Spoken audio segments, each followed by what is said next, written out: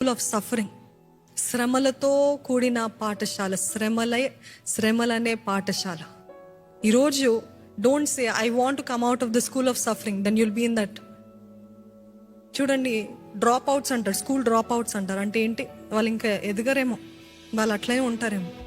కానీ ఈరోజు మనము దేవుని this school of suffering, God is teaching us such valuable lessons. అన్నీ చూసేసంగా, మేము అన్నీ అనుభవించేసంగా ఇంకా మనకేం ఉండవు అన్న వారికి కూడా శ్రమలు వస్తుంటాయంట. అప్పుడు వారికి అర్థం కాదు. I thought this is over, ఇది అయిపోయింది అనుకున్నాను ప్రభా, మరలా ఇది ఎక్కడి నుండి వస్తుంది, మరలా ఇదేంటి, ఇది కొత్త రకం, ఇది నేను ఎప్పుడు అనుభవించని శ్రమ. మనం స్లాట్ దీని తర్వాత ఇంకా ఉన్నాయి. పరిశుద్ధాత్మ దేవుడు ఎన్నోసార్లు పౌలు భక్తుడితో చెప్పాడంట, ఇదిగో నువ్వు వెళ్ళబోయే పట్టణము, నువ్వు వెళ్ళబోయే స్థలంలో ఇదిగో శ్రమలు, అఫ్లిక్షన్స్ అవైట్ యు. శ్రమలు నీకోసం వేచి అక్కడ బయలుదేరు. శ్రమలు నీకోసం ఎదురు చూస్తున్నాయి.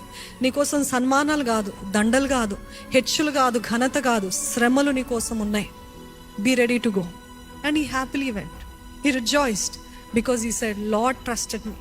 దేవుడు నన్ను నమ్మాడు, దేవుడు నన్ను నమ్మి ఇంత గొప్ప భాగ్యాన్ని ఇచ్చాడు. అందుకే నేను నీతిమంతులు, నీతి నిమిత్తమై శ్రమ పడువారు ధన్యులు, వారిదే పరలోక రాజ్యం అంట.